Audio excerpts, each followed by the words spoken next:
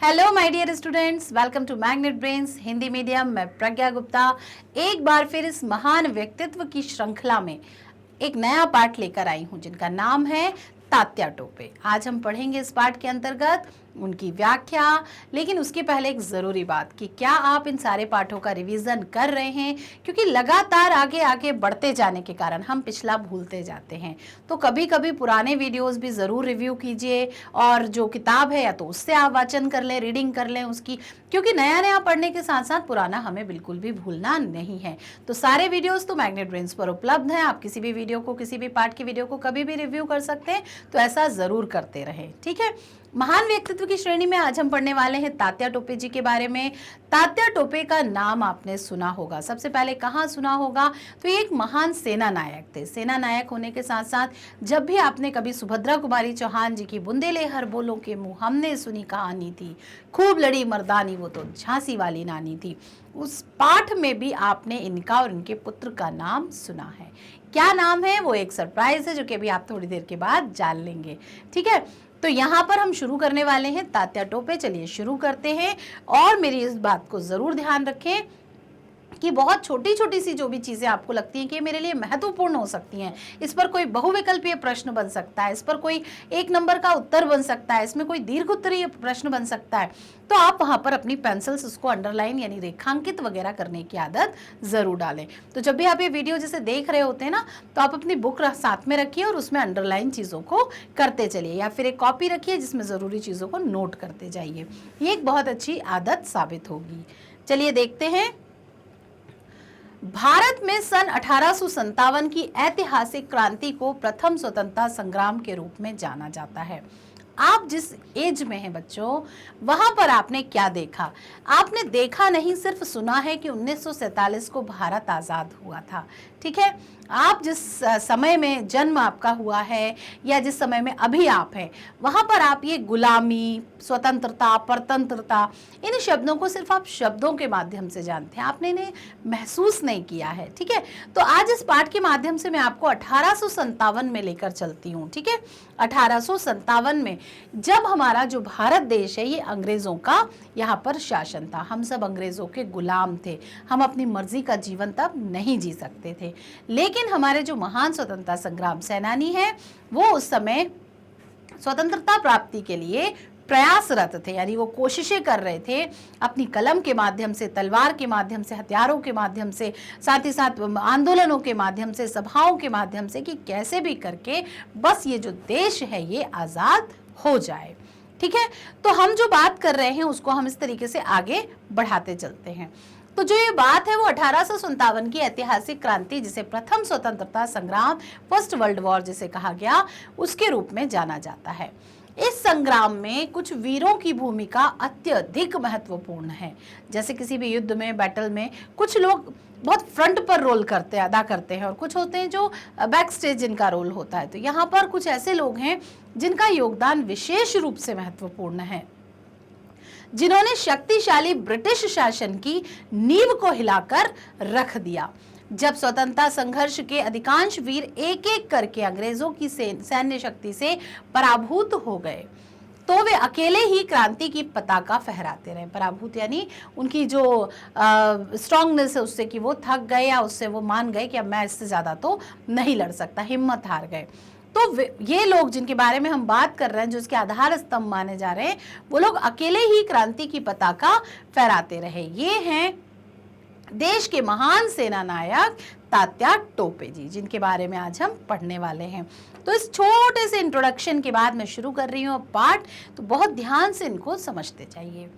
तात्या का जन्म महाराष्ट्र में नासिक के निकट पटौदा जिले के येवाले नामक गांव में सन 1814 में हुआ था, 1814 में हुआ था। इनका वास्तविक नाम रामचंद्र पांडुरंग येवालकर था, ठीक है। आपने कई पाठों में हमने देखा कि नाम कुछ और था, लेकिन कुछ उपाधि या लोकप्रिय नाम दे दिए जाते थे। ठीक वैसे ही इनका वास्तविक नाम क्या था? रामचंद्र पांडुरंग येवालकर, यानी कि मराठी हैं। ठीक है। इनके पिता बाजीराव पेशवा के गृह प्रबंधन विभाग के प्रधान थे।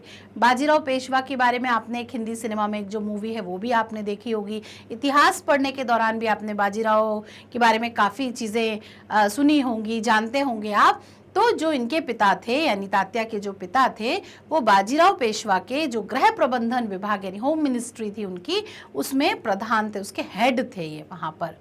बाजीराव सन 1818 में बसाई के युद्ध में अंग्रेजों से हार गए थे तो उन्हें पूना छोड़ना पड़ा। इस कारण तात्या के पिता भी पेशवा के साथ पूना छोड़कर कहाँ आ बसे? कानपुर के पास बिठूर आ बसे। बिठूर वाली जगह पर वो आ बसे। यहीं पर बचपन में तात्या पेशवा के पुत्र नाना साहब, लक्ष्मीबाई आदि के साथ युद्ध के खेल खेला करते थे।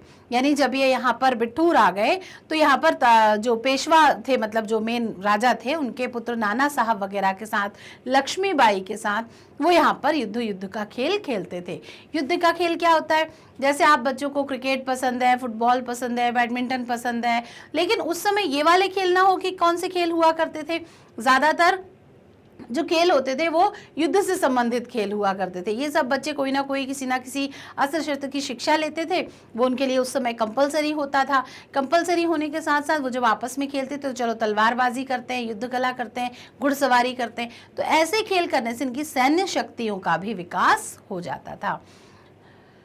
तो वह आजीवन अविवाहित रहे। कौन? तात्या। 1851 में पेशवा की मृत्यु के पश्चात नाना साहब बिठूर के राजा बन गए। यानी बिठूर के नाना साहब का नाम भी आपने बुंदेले हर बोलो वाली कविता में सुना होगा। तब जो पेशवा के जो वहाँ के बिठूर के राजा थे वो कौन बन चुके हैं? नाना साहब। यहाँ से हम पाठ शुरू करेंगे। जब पेशवा बाजीराव बिठूर के यहाँ पर आए तो संधि के अनुसार उन्होंने अंग्रेजों से पेंशन मिलती थी। कब? जब पेशवा बाजीराव बिठूर आए थे। यानी वो बिठूर आए तो वहाँ पर एक नियम चलता था, एक कुछ रूल बना हुआ था कि संधि के अनुसार उन्हें अंग्रेजों से पेंशन मिलती थी। उनकी मृत्यु के पश्चात यह पेंशन बंद कर दी जाती थी। इससे नाना साहब बाहर से तो सहज थे लेकिन आंतरिक रूप से क्षुब्ध थे। उन्हें बाहर तो बोला था कि ये नियम ठीक है, लेकिन अंदर ही अंदर कहीं ना कहीं वो उस नियम से परेशान थे, उस नियम को पसंद नहीं करते थे। 29 मार्च 1857 को बैरकपुर बंगाल में मंगल पांडे के विद्रोह के बाद जब यह ज्वाला कानपुर पहुंची, कौन सी ज्वाला?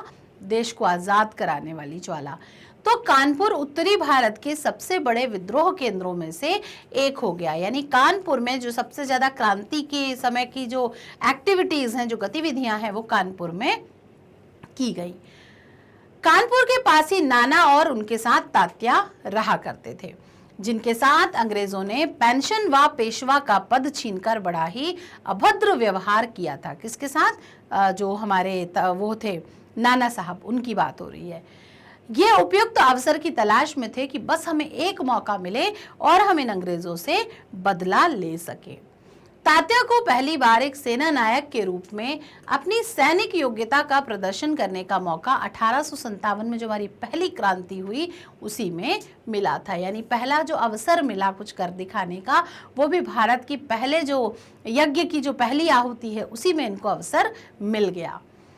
जब उन्होंने 6 जून 1857 को कानपुर छावनी में अंग्रेजों के लिए बसे एक कच्चे दुर्ग को घेर लिया। दुर्ग मतलब किला, जो कच्चा टेम्परेरी हाउस उन्होंने बनाया था, टेम्परेरी किला, उसको इन्होंने घेर लिया। किसने? तात्या टोपे की बात हो रही है। यहाँ सैनिकों की सैकड़ों की संख्या में अनेक अंग्रेज सैनिक मौजूद थे। तात्या ने 12 जून को सीधा आक्रमण किया, कोई अलर्टनेस प्लान नहीं, सीधा आक्रमण किया। इस युद्ध में तात्या की तो विजय हुई, साथ ही साथ अंग्रेज सैन्य जो अधिकारी थे व्हीलर, उनको आत्मसमर्पण करना पड़ा। उनको कैद कर लिया गया और उन्हें आत्मसमर्पण की, भाई मैं अब आपके अधीन आ गया हूँ, आत्मसमर्पण करना पड़ा। अब तात्या कानपुर की रक्षा के लिए अपने फौजों को व्यवस्थित करने में लग गए। भाई पहला युद्ध सफल हो गया, कॉन्फिडेंस आ गया, आत्मविश्वास आ गया, तो अब वे कानपुर की रक्षा के लिए भी अपनी फौजों को व्यवस्थित करने में लग गए कि कैसे भेजूंगा, कैसे युद्ध होगा, कहाँ कितनी सेना जाएगी, कितनी टुकड़ी कहाँ भेजनी है। तो इन सब प्लानिंग्स में वो लग गए। तभी हैवलॉक की अगुवाई में अंग्रेजी सेना ने जुलाई 1857 के द्वितीय सप्ताह में कानपुर पर धावा बोल दिया। दोनों पक्षों में भयानक भीषण युद्ध हुआ, लेकिन अंततः विजय श्री अंग्रेजों को मिली। अब इस वाले युद्ध में अंग्रेजों को जीत मिल गई। इस पराजय के बाद नाना ने अपने पूर्व सेना अध्यक्ष को हटाकर तात्या को अपना सेना अध्यक्ष बनाया। यानी इस समय जो सेना अध्यक्ष यानी कि जो टीम लीडर था वो कोई और था। तो नाना साहब ने क्या किया, उसको हटाकर, क्योंकि उसके नेतृत्व में जो सेना थी वो युद्ध हार गई थी अंग्रेजों के सामने, तो उन्होंने अपने पूर्व सेना अध्यक्ष को हटा दिया और वहां पर किसको सेना अध्यक्ष बना दिया, तात्या को बना दिया, और विद्रोह की पताका फहराते रहने का आदेश दिया। और उन्होंने कहा कि हम इतने आसानी से हार नहीं मानेंगे, आप लोग प्रयास करते रहिए, हमें जीत जरूर मिलेगी।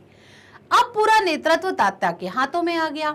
वह अपनी कुशलता व बहादुरी के बल पर इस स्वाधीनता संघर्ष में सबसे लंबी अवधि यानी कि 17 जुलाई 1857 से 8 अप्रैल 1859 तक डटे रहे वहां पर। यानी कि लगभग कितने 2 साल तक 2 साल तक वो वहां पर युद्ध चलता रहा, वो जो संघर्ष चलता रहा उसमें वे डटे रहे। सबसे लंबी अवधि, ये याद रखने की बात है। कानपुर पर पुनः कब्जा करने में जब सफलता नहीं मिली तो तात्या ने एक किले की आवश्यकता को महसूस करते हुए कालपी के दुर्ग पर अधिकार कर लिया। ठीक है, ये कालपी शब्द आपने झांसी की रानी वाले पाठ में भी पढ़ा था। तो यहाँ पर तात्या को लगा कि किले की आवश्यकता है, तो उसने कालपी के एक दुर्ग पर तत्काल अपना अधिकार जमा लिया। नवंबर 1857 के अंत में एक बार पुनः तात्या ने ग्वालियर के सैन्य दल तथा अन्य सैनिकों के सहयोग से अंग्रेजी सेना नायक विडम की फौज को हराकर कानपुर पर अधिकार कर लिया। किंतु यह विजय बहुत ही अल्पकालिक रही। अल्पकालिक 2 शब्दों से मिलकर बना है। अल्प यानी छोटा और कालिक मतलब काल, यानी बहुत छोटे समय के लिए ये जीत उनको मिली थी तात्या को। कैंपवेल के तीव्र आक्रमण से कानपुर पर पुनः अंग्रेजों का अधिकार हो गया। यानी कैंपवेल ने फिर आक्रमण किया, फिर उनकी जीत हुई, तो ये फिर से उस पर किसका अधिकार हो गया, कानपुर पर अंग्रेजों का अधिकार हो गया। शीघ्र ही ह्यूरोज एक बड़ी सेना के साथ कालपी दुर्ग पर भी अधिकार कर लिया। यानी कालपी दुर्ग पर भी अंग्रेजों ने जब हमला किया तो वे उनकी जीत हो गई, और कालपी का दुर्ग जिसे अभी तक तात्या ने अपने अधिकार में ले रखा था, अब वो पुनः अंग्रेजों का हो गया और तात्या को वहां से हटना पड़ा। मार्च 1857 में अंग्रेजी सेना से झांसी की रानी का प्रचंड युद्ध चल रहा था। इस युद्ध के बारे में हमने झांसी की रानी स्वतंत्रता की वीरांगनाओं के बारे में जहां पढ़ा है वहां हमने इसका वर्णन भी देखा था। तब तात्या 20,000 सैनिकों की विशाल फौज के साथ उनकी सहायता के लिए झांसी के निकट आ चुके थे। किसकी सहायता के लिए? झांसी की रानी की। लेकिन तभी सूचना पाकर ह्यूरोज भी अपनी विशाल सेना के साथ वहां आ धमका और उन्हें वहीं पर रोक दिया। यानी बीच में ही उनकी जो यात्रा थी उसको बीच में ही रोक दिया गया। परिणाम स्वरूप तात्या और ह्यूरोज की सेना के बीच 4 अप्रैल 1857 को बेतवा का भयंकर युद्ध लड़ा गया। इस युद्ध में अंग्रेजों के अच्छे तोपखाने के कारण तात्या की सेना को पीछे हटना पड़ा। जो 1857 की क्रांति है, आपने अपने इतिहास विषय में भी ये शायद जाना हो, वो असफल हुई थी। उसकी असफलता होने के कारण एक प्रमुख कारण ये था कि जो अंग्रेज सैनिक थे उनके पास सैनिक बहुत थे, सैन्य शक्तियां बहुत थी, उनके पास हथियार बहुत थे, अपडेटेड वर्जन्स में थे। हमारे पास वही छोटे मोटे ट्रेडिशनल जो चले आ रहे हैं बस वही थे, लेकिन इनके पास नए आधुनिक हथियार, उस समय के आधुनिक हथियार भी हुआ करते थे। संचार साधनों में भी हम बहुत पीछे थे, अंग्रेज बहुत आगे थे। यातायात के भी साधन हमारे यहाँ वही घोड़ा, रिक्शा, टुक टुक टुक टुक चलता था, लेकिन इनके पास काफ़ी अच्छी चीज़ें थी। तो इसका प्रभाव 1857 की जो क्रांति है उस पर ये पड़ा कि जो पहले 1857 की क्रांति थी वो सफल नहीं हो पाई। यानी हम अपनी स्वतंत्रता के पहले प्रयास में सफल नहीं हुए थे। इसके बाद तात्या 22 जून 1858 को से लेकर 7 अप्रैल 1859 तक पकड़े जाने तक अपने चतुर्दिक अंग्रेजी फौजों के साथ गोरिल्ला युद्ध करते रहे।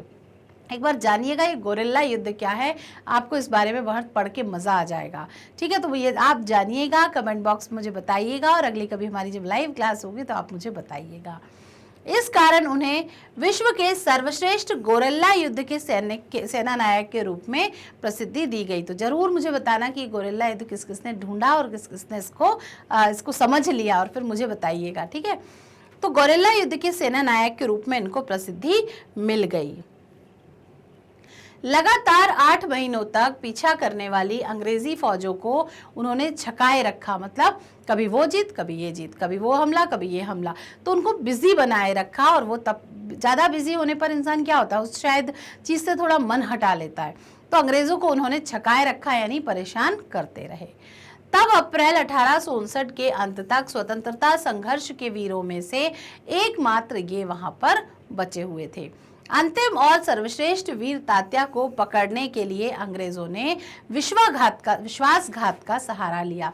अब भाई अच्छे से तरीके से तो ये तात्या पकड़ा नहीं रहे थे, तो उसने क्या किया, विश्वासघात यानी धोखे से तात्या को पकड़ने का प्रयास किया था। अंततः 7 अप्रैल को अंग्रेज सैनिक अधिकारी मीड ने तात्या के सहयोगी मान सिंह पर दबाव बनाकर उसकी सहायता से तात्या को धोखे से गिरफ्तार करवा दिया। यानी कहीं ना कहीं जो छल कपट, राग द्वेष, दंभ और ये विश्वासघात, ये कहीं ना कहीं आप देखिए इतिहास में किसी ना किसी व्यक्ति के द्वारा हुआ है, जिसकी वजह से एक अच्छे व्यक्ति को बहुत सारी समस्याओं का सामना करना पड़ा है।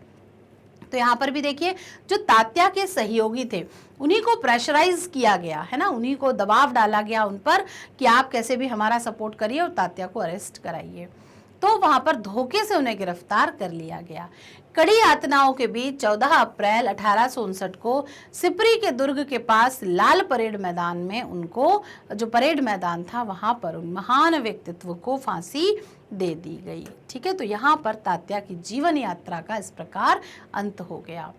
तात्या केवल चंबल, नर्मदा और ताप्ती की घाटियों में ही नहीं अपितु हिमालय से लेकर कन्याकुमारी तक और राजस्थान से बंगाल तक सारे देश के लोगों के हृदय में विद्यमान है। यानी इन्हें सिर्फ मैं और आप ही नहीं पढ़ रहे हैं या याद कर रहे हैं, तो ये कहाँ से कहाँ तक, कहाँ से देखिए हिमालय से लेके कन्याकुमारी, तो हिमालय से लेके कन्याकुमारी यानी यहाँ पर उत्तर से लेकर दक्षिण तक, और राजस्थान से लेकर यानी कि पश्चिम से लेकर यहाँ इस तरफ पूर्व तक, यानी कि चारों की चारों दिशाओं में तात्या टोपे के बारे में लोग जानते हैं और मानते हैं। उन्होंने एक ऐसा युद्ध लड़ा जो विजय और पराजय की सीमा से परे था, यानी उसमें किसकी हार होनी है किसकी जीत होनी है वो तो नहीं पता, लेकिन उन्होंने उस राज्य को किसी पर उस शासन नहीं होने दिया, उसमें जीते जी अपने वहां पर अंग्रेजों का कब्जा नहीं होने दिया, किंतु उन्होंने अपने देश व राष्ट्र की महान परंपराओं के अनुरूप युद्ध किया।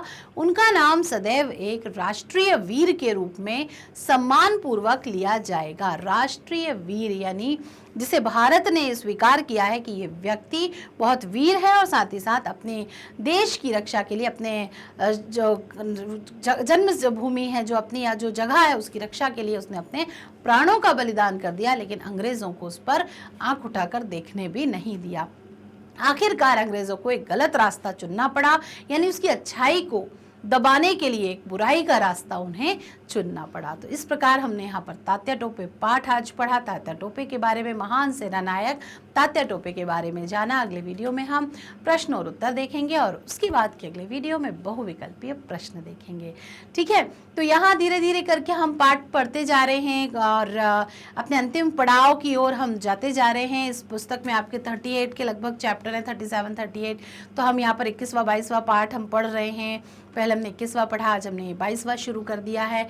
तो बस सबसे ज़रूरी है कि आप ये रिवीजन करते चलें, वरना ये जो पाठ हैं ये सब आपके दिमाग में बड़म बड़म बड़म बड़म हो जाएंगे और उससे क्या होगा, आप किसी के बारे में कहीं भी लिखेंगे। तो पुनरावलोकन रिवीजन करते रहें, पुराने वीडियोस कभी कभी खोलकर ज़रूर देखें, ताकि आपको ये पता चलता रहे कि हाँ कौन सा महान व्यक्तित्व ने क्या खास काम किया था। की पॉइंट्स बना सकते हैं, या फिर मैंने जो आपको एक आइडिया दिया था कि आप इनके ज़रूरी चीज़ें जो प्रेरणा है वो 2-2 3-3 लाइन में लिख लीजिए। परीक्षा के दौरान जब आपको बहुत सारे पार्ट पढ़ने पड़ेंगे तो आप सिर्फ उन 2-2 3-3 लाइन को दोहरा लेंगे ना, तो आपको पूरी कहानी याद आ जाएगी। तो आप ये मेरी बात मान के देखिए, तो आपको समझ में आएगा कि किस तरीके से आपका काम और आसान हो जाएगा। तो मैग्नेस्बिन वैसे भी काम आसान करने के लिए है, ये आसान से आसान भाषा में आपको सारे उत्तर यहाँ पर भेजता है आपके लिए, ताकि आपको जल्दी से आसानी से कोई भी चीज़ समझ में आ जाए। और सिर्फ आपकी अपनी कक्षा की नहीं, बल्कि कक्षा 7 से लेकर 12वीं तक हर बोर्ड के हर विषय के बारे में यहाँ ढेरों वीडियो उपलब्ध हैं, जो कि पूरी तरह निःशुल्क है। सबसे खास बात ये है।